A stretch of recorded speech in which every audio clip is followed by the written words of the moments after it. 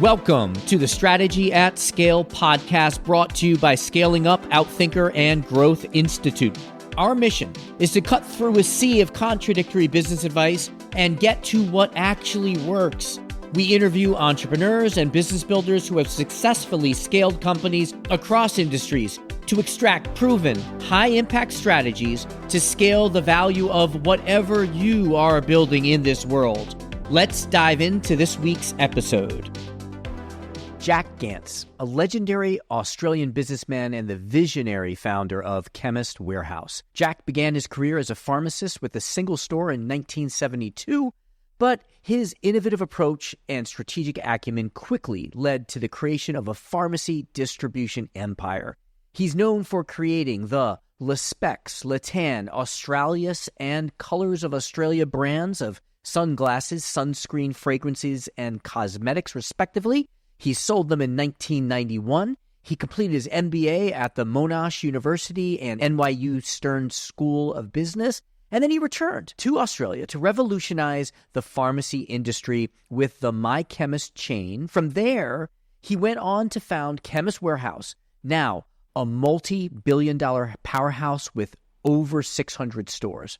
As you're going to hear, Jack brings a natural strategic mind to the puzzle of scaling a business, thanks to a sequence of smart strategic choices, and of course, there were also missteps, he will admit. Chemist Warehouse, under his leadership, has flourished. He was recently named EY Entrepreneur of the Year for Australia and has also received the Retail Innovator Award and the Lifetime Achievement Award from the Australian Retail Association. Now, we don't aspire to give you another rendering of the company story. You can get that from other places. Instead, we try to focus here on strategy. We know there are other important areas to get right: execution, cash, people. But here we dig into Jack's strategic decisions, how he thought about them, how he made them, with the goal of capturing some strategic concepts we can all apply to scale whatever we are building with greater speed, ease, and a greater success rate. We will cover why he doesn't write a business plan, the trick to not trying to predict the future, but instead limiting the downside, the benefit of looking for what your competitors are ignoring, or even better, avoiding. You need to underperform on some things to make those tough choices, but why you need to also perform well enough on everything. Why you shouldn't just focus on customers at the detriment of suppliers, and how to turn suppliers into a competitive advantage. How to align culture with strategy. Why business school didn't really teach him new things as much as validated what he learned as an entrepreneur. And the benefit of taking action on an idea to prove it, rather than seeking to prove it to take action. Ladies and gentlemen, Jack Gance. The first question is, it seems like your focus has been, particularly with Chemist Warehouse, but perhaps also the other brands, that you saw this opportunity to radically cut prices by 25%. And that was in a period where there was a very different norm. So my question is, how do you recognize that as the right opportunity? Because, lower prices sort of always you can always charge less, but you're talking 25% less in an industry where there was sort of a price stability. Well, to be honest, I wasn't sure that it was going to work. I mean, we had 50 pharmacies that were discounters, but they weren't real discounters. They were pretend discounters. What they did was they had 100 specials, and our motto was, "My Chemist will save you money. It will if you buy one of the 100 specials. Everything else is for recommended retail." We built up a business where we were growing the front of shop quite strongly, and our average front of shop as a percentage of business was much greater than our competitors. And what I thought was, let's see if we can have a big box retailer that has huge range, huge depth of product, and a 25% discount. Let's see if we can make that work. Now, we knew that it was certainly going to be something the customers would enjoy. We wanted to surprise people. We wanted to have people, surprised at what they could see, surprised at the prices. We wanted, you probably TJ Maxx or Five and Below are two examples of businesses that have a wide range of products at low prices. They get people come there and they don't expect to see what they see, and so there's an impulse buy. So we thought we'd experiment with it. It was an experiment. Like everything we've done, we usually just try with one experiment, one store, see how it goes. I mean, unlike others that will have a strategy and they will follow through. For example, the biggest warehouse chain here in Australia was owned by Wesfarmers, and the main competitor, Woolworths, didn't have a hardware chain, so they went and they started a hardware chain called Masters in conjunction with Lowe's. You probably know Lowe's, the number 2 hardware retailer in America. And they thought they'd have a strategic advantage by having their support, their knowledge and technology, and they would be able to win the market. So they built, to get scale, they built 42 stores. From scratch, they built 42 stores at a cost of around about $2 billion. The problem was they hadn't tested the model once before opening the first store. So when they opened the first store, and they had 41 other ones there, when they opened the first store, what they thought was a strategic advantage was actually not. They thought they'd have a strategic advantage by having a better quality building instead of the corrugated tin and tin shed that Bunnings have. They thought they'd build it out of marble and stone, and people would love it. But in reality, the customers doesn't really care what the store looks like, and they really don't want to have white tiled floors because they're going to leave marks, footprints as they walk along the floors. And because Masters want to be different, they had female-oriented products, whereas most people going into hardware stores are males. So they failed, and it was an $8 billion loss that they made as a result of that. So what we did was we said, we've got 50 stores, we can take a punt and we can try one store. Now, the difficulty with a huge discount, the advantage is, of course, is that the customers are going to be ecstatic about the fact that they can buy things at a much lower price. The difficulty is that it's very hard to make a margin on that. And the only way you can make it is if you reduce your overall costs. And the biggest costs are wages and rent. And we figured that we could reduce the rent by not going to a major shopping centre, but going to a secondary shopping centre. And the thing is that as an entrepreneur, I always believe that an entrepreneur does not take a risk. An entrepreneur mitigates by making sure that they've got a plan B and a plan C. A true entrepreneur will not take a risk. A true entrepreneur will take a minimal risk and have a fallback position. So as a true entrepreneur, we said, if this fails, well, we'll take our bat and ball and close and go somewhere else. I'd love to tell you that we had a marketing plan, we had spreadsheets, and we had budgets. I'd love to tell you that, but in reality, we didn't. We did everything by gut feel. When I did an MBA, I learned the benefits of writing a business plan, but the disadvantages are that if you follow the business plan too much and you're not flexible, you're going to be going down the wrong track. Whereas if you do it from gut feel and from reaction to what's happening, it can be much more flexible. And we're a very flexible and maneuverable organization. So just to give you a further background to it, the first store we took was owned by a friend of ours who had a haberdashery store that they moved to another location. This was a 2,000 square metre, 20,000 square foot site, which is much bigger than the average pharmacy. So we took that and we only used the ground floor, which is 1,000 square metres, 2,000 square feet. And the thing is, he said to me, if it doesn't work, give it back to me. We'll give you a peppercorn rent. We had minimal exposure. But by the same token, we also opened a second store a few months later, even though we hadn't proved the first store, because what happened was we had the opportunity to purchase a site in Dandenong, another area in Melbourne. And the advantage of that was, if it doesn't work, we've always got a property we can always rent to someone else. So we had two stores. The difficulty was to actually get the margins up. And the average margin of an average pharmacy is about 40%.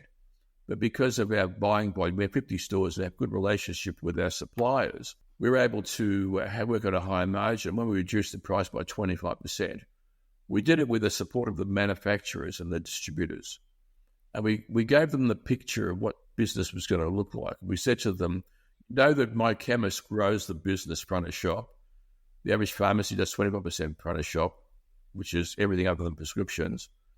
Our stores were doing something like about 40% front of shop and selling more of everyone's product. Because it's like if you have no inventory, you have no sales. If you reduce your inventory, you reduce your sales. So that's a downward spiral. You're in the States and you see the CVS, Walgreens, and Rite Aid stores. They're deserts. The front of the shops is a desert because what happened was that store was built in the 80s and 70s, and they were doing about $6 million front of shop then. Today, because they've been focusing on the prescription business, which is more profitable for them, they've neglected the front of the shop. So they concentrate on the pharmacy, on the prescription side. And as a result of that, there's a downward spiral. If you have less sales, you have less inventory, you have less staff to serve it. And therefore, what happens is you have less people there, you have more pilferage. So what do? You put things behind glass. The trouble is, put things behind glass, you've got no staff. Someone presses the button to get service. It's easier to steal it than to buy it. So their downward spiral is continuing. And we wanted to break that downward spiral. It was the same thing in Australia where pharmacy was selling less stuff front of shop. Supermarkets were taking over, and there were other alternative retailers. So we said, well, the supermarkets were doing shampoos, conditioners, everything that we have front of shop pretty well, other than the medications, which is only available in pharmacy. So what we decided to do was to really have a crack at it. And to be honest, we didn't succeed initially. I mean, we were losing money for quite some time. But we saw the shoots, the green shoots, and the benefit was that the suppliers loved what we did. We sold a lot more product per capita than anyone else, and we sold more product per square meter than anyone else. And we started to go from $2 or $3 million turnover to 4 or 5 or 6 per store. You're in an industry where front of the shop is the least profitable and is the smallest portion of overall revenue. And you're saying we're going to lean into that. And so what gave you the confidence that... Nothing gave me the confidence. I just felt that with our experience with My Chemist, where we grew the front of shop, I believed it could happen. And I mean, just looking at the customer delight when they came in and they saw the biggest range of shampoos, all at extremely good prices, and they were buying 2 or 3. The basket size was growing. And the best thing was that the suppliers loved the concept. Now, you would think the suppliers would be concerned about discounting, but no, they love the concept because they saw an opportunity to be able to sell more product to more people or more product to the same people. And that's what happened. We were converting. People were buying more of everything. The average basket size was greater. So the 2 biggest expenses are rent and wages. And because we're in a lower rent area, if you've got a store and you pay $100,000 rent and you do $1 million turnover, that's 10%. But if you do $10 million turnover, it's 1%. So it's not like I'm too fat. It's just that I'm too short. So in order to make it work, you've got to grow the top line sales. You know, don't try to negotiate a better rent. Try to grow the sales to get the percentage. So today we do about 2.5% turnover is our rent, which is the average pharmacy pays about 12 to 13%. So we've already got nearly a 10% advantage. And the other thing is that wages, because our stores are bigger and the basket size is bigger, and because we're more efficient, we can have one person on the checkout instead of a person being on the, taking the money, dusting the shelves, placing orders. We've got a storeman that does the orders. We've got people that specifically do specific work. And so the wages, the percentage, comes down tremendously.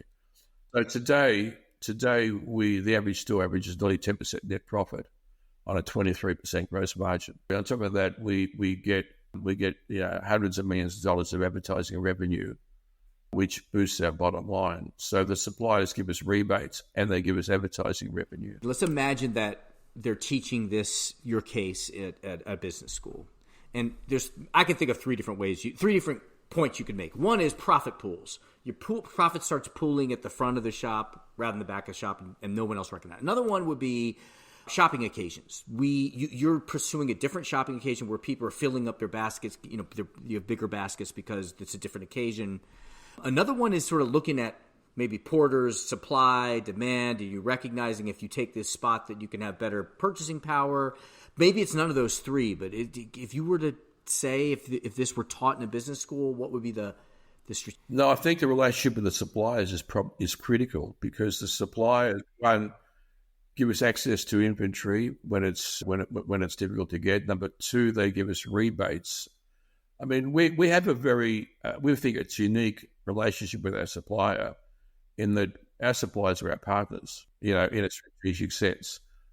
In fact, we've got a number of strategic alliances with suppliers where, in return for giving them 100% support in their category, they give us equity in their business. We have literally equity. We've got a distributor that's on a public listed company, and we have about 10% equity in them. Now, in return, what we did was we guaranteed strategic support across all their range of products.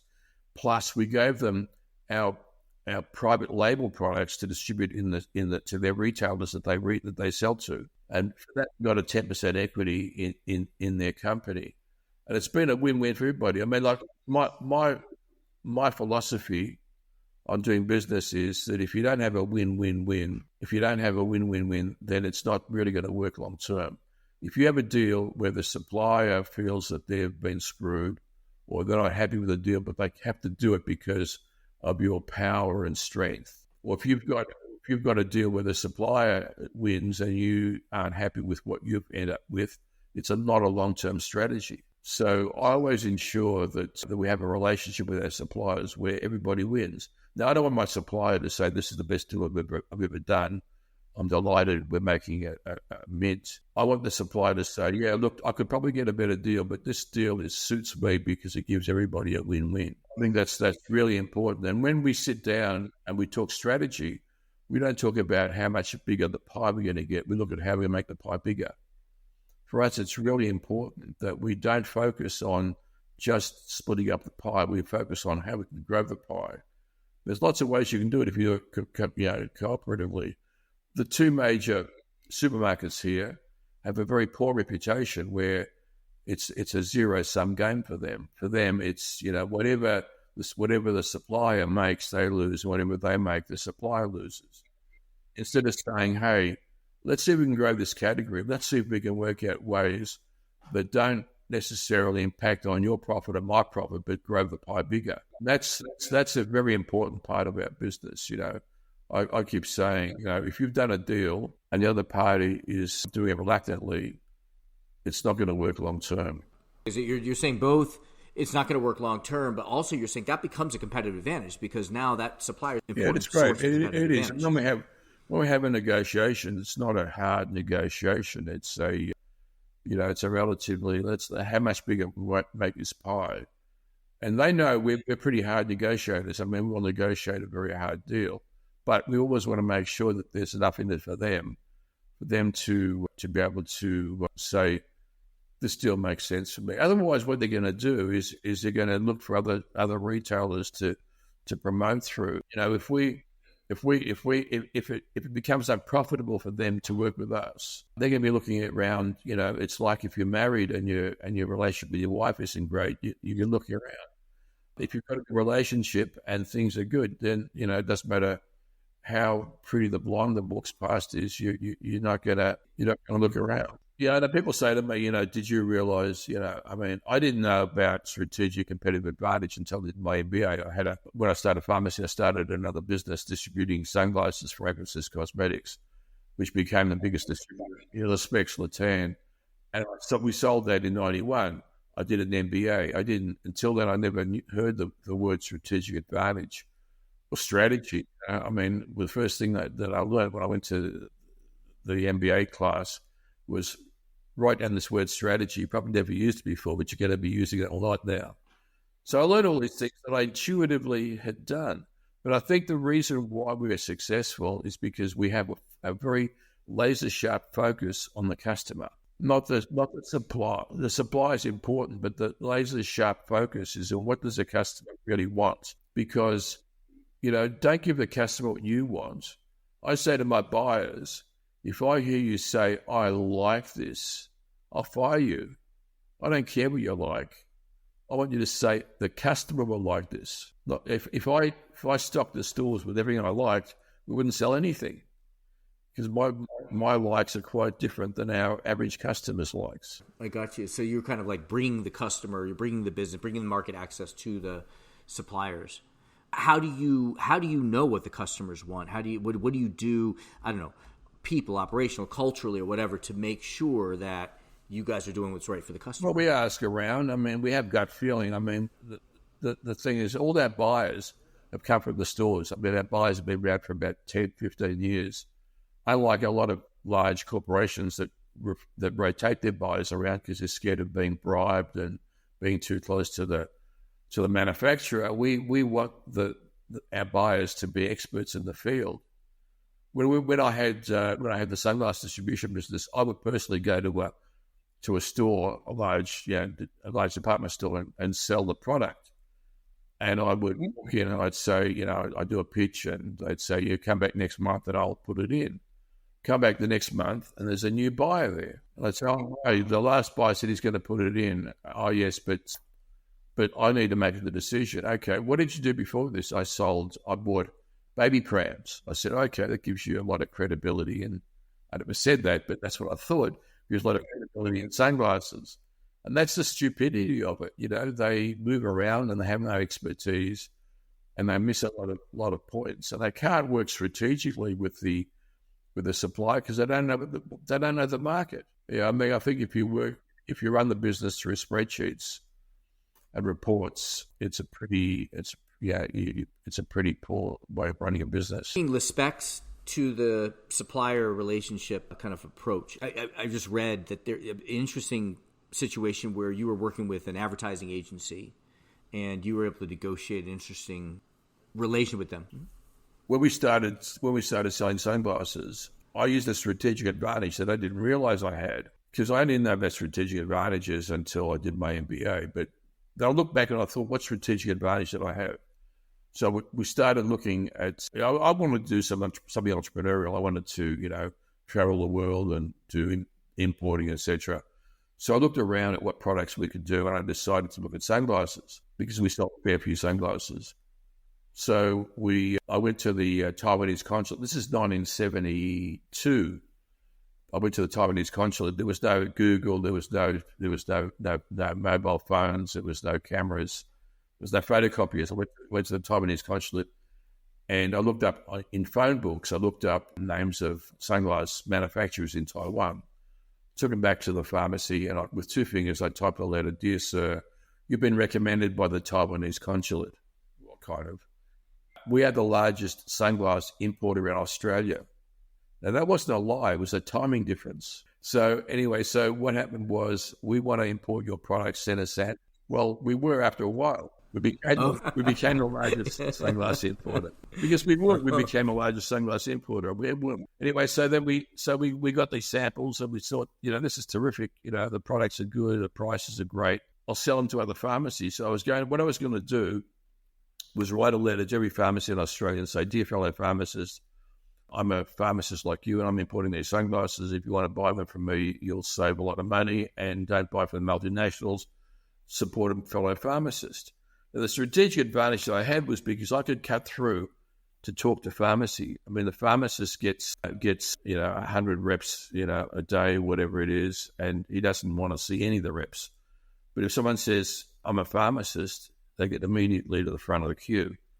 So my sister decided that she wanted to do something entrepreneurial, so she joined us, and she went around with samples to pharmacies, and she said, hi, my brother's a pharmacist. Would you like to look at these sunglasses or whatever, And she got through. So the strategic advantage was that we could get to the front of the queue and speak to the pharmacist and speak to the buyer immediately.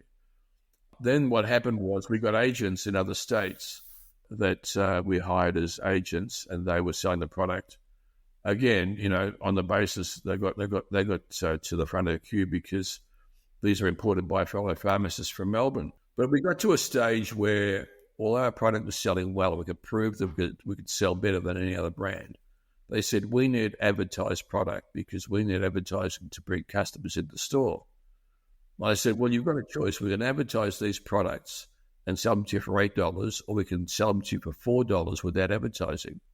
And they said, we want advertising and we want $8.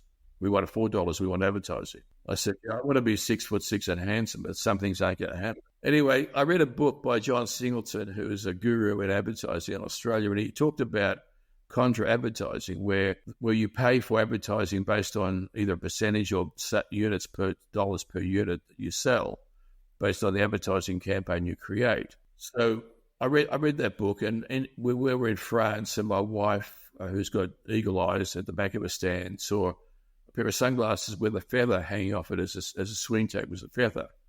And she said, what are those? And the guy said, well, this is a new product we developed called Krylon. It's very light, flexible, and unbreakable.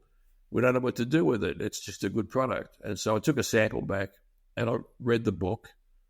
I read that chapter and I said, look, I don't want to spend millions of dollars advertising if I can do it with no risk. Get the advertising agency and the TV station to put the ads on. I'm prepared to invest in the glasses. If the worst comes to worst, I've got 3 years, 4 years supply. So we flew in the product. So we went to the advertising agency, and they were so excited. They gave it the name Le Specs. They gave it a campaign which was extraordinary campaign. It was revolutionary. Went to the market, and it absolutely boomed. We had to make a decision. Then we couldn't do it on a national basis because every station was state-based. So, there was no network, like you've got networks in America, we've got networks in Australia today. But back then they had individual stations in every state. So we decided to bite the bullet and go ahead and spend the millions of dollars advertising, and it worked. And, correct. Well, it's not more expensive. It's the advertising agency, negotiated rates. But so we had to run advertisements in every capital city, and then we ran advertisements in every regional city too, regional area. And it was all based on eyeballs. I mean, you pay so much TARPs, that's target rating points. So you pay for, but the paid advertising was scrutinized, but it worked. I mean, we would spend dollars and we would get multiples back in sales, and it created a terrific awareness of the Specs brand. And so we said, Specs is, the Specs isn't, sunglasses isn't our business. Our business is distributing product into pharmacy. So let's have a look at what else we can do. So we decided to look at suntan lotion, and we called it Latan. And we went out with a mock-up bottle. And because of the success of Le Specs, the retailers, the pharmacists said, yeah, well, you did it with Le Specs, we'll take a punt and we'll put this in. So we got almost total coverage in pharmacy with a suntan lotion product that was born 6 weeks ago. And then we advertised Latan with a unique campaign, and that took off as well. But first of all, there's two parts to sales. One, you've got to get the product into the store. And second, you've got to get the customers to take it out. If you don't get product in store, it's not going to sell. And if you don't have put it in the store and you've got no customer demand, then you're not going to get repeats, and it's going to be thrown out. So we got it into the store on the strength of the Specs success, but we got it out into the customer's hands on the strength of the Tan TV commercial, and we became heroes in pharmacy. Whatever we did, they lapped up, and so we said we want to go into fragrances. So we said let's do Le Parfum, but Le Parfum was a brand already taken. So what we decided to do was to create a new brand. We called it Australis, and to be different, to be completely different. We decided, instead of trying to make our boxes of fragrances, more gold and more embossed and more, glossy, etc., let's go the opposite direction. If we're going to have a strategic advantage, it's got to be different. And so we said, we'll create a lifestyle fragrance where people say, I'm not aspiring to fly in a Learjet jet over the Eiffel Tower in Paris. I'm aspiring to have fun in Australia. I'm aspiring to eat a meat pie and have the meat pie drip on my on my shirt, and have a lifestyle thing. So we created a lifestyle fragrance. So we had an Australian artist called Ken Doan, who was on his way up. We had him design our artwork. And it was completely different. It was like naive art. If you look up Ken Doan, it's like naive art. When we took the artwork to Taiwan or to China to have it printed for gift with purchase items, they said, "Where's the real artwork?" And I said, "This is the real artwork." Said, no. Your child did this. This looks like child. I said, no. You're looking at a famous Australian artist, just printed that way. Don't change it. This is probably too long a journey, but for to go into all the details. But what was the process by which you discovered like that was the right positioning? Because perfume would naturally be positioned. You could position directly against a traditional perfume brand. I wish I could tell you we had focus groups and we spent millions of dollars of research. I don't believe in focus groups. I believe in personally being out there and looking around, speaking to buyers, speaking to people. I mean, one of the agencies says at our expense we'll do a focus group on the specs and see how to improve it. It was a very successful brand. Well, the focus group didn't show anything. I mean, you've got a strong character in the focus group, and all of a sudden they delete the discussion. Whereas I would rather speak to someone and get understanding of the marketplace by just looking and hearing and seeing. There's a lot of gut feel. I mean, I just think that I know retail. I know what people want. I think I know what people want, and we focus on providing, delighting and surprising the consumer with things that they didn't know they wanted. I mean, the consumer didn't know they wanted a lifestyle fragrance. When the first computer was created, the client, the customer didn't say, they didn't say to the customer, "What do you want from a box with wires? What do you want a box to do?" They thought intuitively or instinctively or by research that they would want a spread. They would want to have a calendar. They want to be able to communicate. They didn't say to the customer, "What do you want?" "Oh, I want a diary system. I want to be able to communicate and send messages." If they've never done it before, if they've never seen it, how are they going to know what they want? So we make mistakes too. I mean, when we had Australis, we created a brand. We created a sub-brand called Friends of Australis. Friends of Australis would save the earth. We had ecologically friendly, environmentally friendly product. It was 15 years ahead of its time. And so timing can be important. We ditched the whole range about a year after we launched it. So we made a big mistake. It cost us millions of dollars. Had we persevered, we might have been able to succeed. But, pioneers, we're not pioneers. Pioneers get scalped. I'd rather, be behind pioneers. Trust me, it's very hard to say what I did fail, but you've got to make a decision with the facts, the sell-through, the customer support. The sell-through was woeful. We produced a TV commercial. The sell-through was terrible. The consumer wasn't ready for an ecologically friendly product. You got to, I think we make decisions that can be quite hard and quite against what if we decide to do something, it's very hard to make a decision to abandon it. It's very hard to make a decision. I mean, when I did the MBA, there was a concept, I think it's disconfirmed expectancies.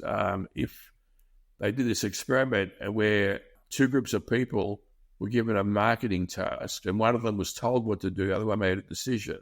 And in both cases, the decision, what they did was wrong. It didn't work out. And the one that was told to do it abandoned it very quickly because it wasn't their decision. The one that decided to do it made the choice, gave a guy it would work, and they threw more money after that. And as a result of that, they lost more money and they went backwards. So I say I've got to look at something as if I didn't make the decision. Because if I look at it as I made the decision, it's my decision.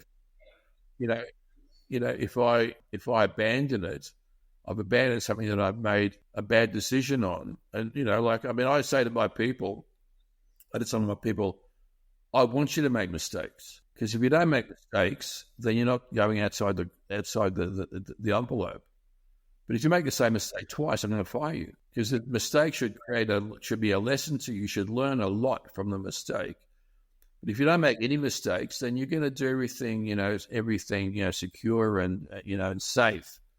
But you're not going to be able to experiment and find new things that are going to give you new things that are going to grow the business. So let me then shift now to 1991, where you decide to back out of something that was not a mistake, that was hugely successful. You sell Lespex, Latan, Australis brands. What told you that was the right thing to do? Well, when you get an offer you can't refuse, you don't refuse the offer you can't refuse. So I was made an offer I couldn't refuse, although I could refuse it. The thing was that in distribution, in retail, it's usually cash flow positive. If you run a good retail operation, the 60 days or 30 days supplier finance that you get, it should be enough to be able to provide positive cash flow moving forward. If not, then you're either increasing inventory or you're making a loss. But in distribution and manufacturing, the bigger you get, the less money you have, because what happens is that you've got more inventory, you've got more inventory, you've got more debtors. So I'd say to my accountant, how are we going? And the accountant say, fantastic, you're making great profits. And I said, where's the money? And he'd take me out to the warehouse and he'd point to the stock and he said, there. And he'd point to the books and he says, there. The customers pay you a fortune and you've got a fortune of inventory. And I said, well, let's reduce the inventory. And he said, if you reduce the inventory, we're going to sell. If you can't sell, you're going to go broke. So inventory is required. You make sure you have the right level of inventory. But my brother and I had signed a bank guarantee that we couldn't count the number of zeros. And I thought, this is really, really difficult. If something goes wrong, then all business, something can go wrong. If something goes wrong, I've got everything invested here, everything. If something goes wrong, I could be wiped out. Now, we didn't think anything was going to go wrong. We're very positive thinkers, but something could go wrong. And we had a product that was French, Lespex. Well, it wasn't made in France anymore. It still had French connotations, and the French were doing nuclear testing in the Pacific. And there was talks about banning companies that were associated with French companies. And, we were scared we might get picked up in the boycotts. So we thought if we get boycotted and there's negative impact on us as a brand, we don't want that risk. And we were made an offer we couldn't refuse. It would give us financial stability. We'd never have to worry financially. So trust me, it was a hard decision. And our children hated it because they wanted to be in the business. They wanted to run it. They were 18, 19 at the time, and we were just getting into adulthood. I knew them. We all lived the business together. They traveled with us overseas buying, and I loved the business. I loved it. So I was told when the business was sold, the purchaser said you had to work in the business for 2 years. And I said, okay, sure. Negotiated a good salary. And then within 6 months, he wanted to fire me because my experience that I found elsewhere is that when someone buys your business, notwithstanding the fact they said that you did the best job in running it, they want to do it their own way. And there's always a clash between you and the people that buy it. And ultimately, they want to run and put their own stamp on things. By the way, I wasn't happy to leave because I saw the business being destroyed by decisions that were made. They screwed the suppliers. They went to all the suppliers and screwed the suppliers. And instead of being a win-win situation, it was a win-lose. The supplier lost. On the spreadsheet, they were making millions of dollars more money. But in reality, if you get supplied faulty products, you go backwards. Anyway, so I did an MBA, semi-retired, which is the first thing I could do. And then I went back and I decided to reinvigorate the pharmacies. We had 35 stores, and we formed My Chemist, which was the beginning of the journey to the discount. And that was a pretend discounter, because everything was full recommended retail price, except for the specials. My Chemist will save you money if you buy the specials. But where we had the complete change to Chemist Warehouse, it was a dramatic increase in success. Is there something that you learned at the end during your MBA that you then applied? It seems like it validated a lot of things that you adopted intuitively. So maybe that kind of solidified. But what did you learn? I learned that if had I done the MBA before I started business, I would never have started a business because the big thing about education and knowing too much is that the more you know, sometimes it doesn't give you the solution. If you know too much, sometimes you just don't move. You become frozen because you're worried about all the things that can go wrong. And I think it's better to make small mistakes because you're going to make mistakes. You're definitely going to make mistakes. Make small mistakes which are going to be minimally expensive rather than make some big mistakes. Or, you say, when do you make a decision on something? When you got all the data? No. If you want all the data, it's impossible. You'll never know everything. And something's going to conflict other things and you're going to get conflicting data. And which one do you use? You make a decision when you think you got enough to be reasonably satisfied that you've got something to go forward with. To get the perfect data, we do a lot of things with minimal knowledge of what we're doing and we learn as we go. And if it turns out we made a mistake, we're that far ahead of the curve because we're into it much quicker. And we can, when we opened our first store in New Zealand, we opened one store. We sat there for 6 months and learned all the mistakes we made because New Zealand, although it's very close to Australia, isn't the same as Australia. And after we learned what we needed to learn, we opened our second and third store. Now we've got 50 stores. We're doing about $1 billion turnover in there. We've got like 57% market share in New Zealand. And we did it by slowly going there. If we had investigated every aspect of New Zealand, we probably would have still been looking. Now we've got 50 stores and we're doing $1 billion. What would you say, if anything, is different about your strategic approach or how you think about what the strategy was for Chemist Warehouse? Well, as I said, I didn't really know what a strategic approach was when I did it. I think it was just a gut feeling. But since I did the MBA, but people come to me all the time and say, Jack, I've got this business idea. What should I do? And I said, what's the business idea? They said, I've got an automatic dog poo picker-upper, just as an example. And I say to them, look, that's a fantastic idea. But the guy over there's got the same idea as you have, and so is the person over there. But what strategic advantage do you have above the guy over there? And if you're going to tell me I'm smart, I'd say that's not a strategic advantage. If your father-in-law is the head of the veterinary association, or you have contacts that have 2,000 veterinary clinics and veterinary retail outlets, you've got a strategic advantage. Everybody's got strategic advantage. Just think about it. If you're going to go into business, use your strategic advantage, because if you don't have strategic, if you have an even contest with someone else in the marketing, you both end up with bloody noses. You want to have a strategic advantage. I'll give you another strategic advantage that you might not think of. Gillette, huge company in razor blades, and Dollar Shave came along, and their strategic advantage was that they're going to sell it in a different market online for $1 a week or whatever it was, and they had the distribution set up. So their strategic advantage was that people could buy it easily, quickly. It was a lot cheaper because basically the dollar blade was the same as the $30 blade, but with $29 profit taken out, and they still made a profit. And they had a huge, and I think Procter and Gamble ended up buying them for $1 billion after about a year or so. They were competing with Gillette or someone, I don't know.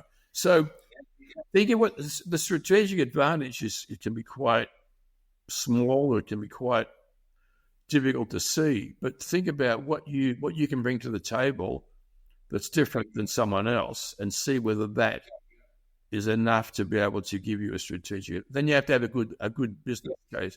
When I did the MBA, they said there's two parts to it, to a successful business. One is the idea, and two is what you can bring, the strategic advantage you can bring to the table. And they said if Nabisco thought of a if you thought of a fat-free cookie, this was many years ago, when I did the MBA 1993, if you think of the fat-free cookie as a product, but you got no distribution, the fat-free cookies are 5 out of 5. The distributions are 0 out of 5. 5 by 0 is 0. If you've got Nabisco, who has got great distribution and have a fat-free cookie, 5 by 5 is 25, and they're going to be successful. And even if they have a 5 for distribution and a 2 for product, that's still 10. 10's better than 0. So the two of them have to be multiplied. It's your idea, the strength of your idea, and the strength of your strategic advantage. And if either of those are a 0, then you've got a 0 chance of success. I think some people listening to this are going to be thinking like, oh, I get a 5, I multiply them, and then I let it run. Now, you can do that when it's your sister selling glasses with your first store, but when you start scaling to the scale that you've scaled, you need to keep making those decisions. So my question is, what's the key to making sure that you actually align the organization to the strategy, or make sure you continue with the strategy when you don't get to make all the decisions anymore? Well, the corporate culture of an organization is really important. And I think the corporate culture of our organization, both Specs and Latam, where we had that, and Chemist Warehouse, is very, very hands-on. We have, let's say in Chemist Warehouse, we have about 500 students come through to do a traineeship. And they see the way that we run the business, which is quite different than the average pharmacy. It's all hands-on, and everyone that's involved, everyone rolls their sleeves up and does it. When I started the business, I did everything myself. There's not a thing in the business that I have today that I haven't personally done. I personally did all the importing. I personally did all the buying. I personally did all the shelf, locations. I did everything so that when I give someone a responsibility to do it, I know what they've got to do, and they know how I've done it. The culture comes through. We believe that culture trumps experience. That culture and attitude is more important than experience. You can always teach someone the skills, but you can't teach them the culture. You can't teach them the attitude. I'd much rather have someone with a great attitude that doesn't know the industry than someone that knows the industry and has a terrible attitude. We've had to fire people that have got the wrong attitude. I mean, we hired in a particular area, we hired someone that had great understanding of knowledge of the industry, but we ended up firing him because he didn't fit in with our culture. Because, he didn't have the same attitude and the same view as we did on the way the business should expand and grow. Is there anything that I missed? Anything that you didn't get to say? Well, I think probably the most important thing is know who you are and be humble, because I think the problem with a lot of organizations is they become so fixated with their growth and they think their shit doesn't stink, and they think that they're so wonderful that they can't make mistakes. And that, I think you've got to be humble, and you've got to know that, we're just human, we're going to make mistakes, and that, we've got to understand that you've got to go down, and you've got to go down to the trenches. You've got to understand the people you're working with. If you become so up there that, in a rarefied atmosphere, you're going to make decisions. Like our offices are very, very sparse, and, we count the rolls of toilet paper that go into the toilet. We measure everything. I mean, if you start to ignore the cents and you focus on the dollars, you're gonna go backwards. Things are going to fall apart. Okay, good luck, everybody. Remember, look at the strategic advantage and take advantage. You don't know where it is. It could be around the corner. Thank you. Thanks for listening to this episode of Strategy at Scale. Thank you to our producer, Oscar Perez, and our teams at Scaling Up, Outthinker, and Growth Institute. If you like what you heard, please follow, download, and subscribe. I'm Kahan Krippendorf. We'll catch you soon with another episode of Strategy at Scale.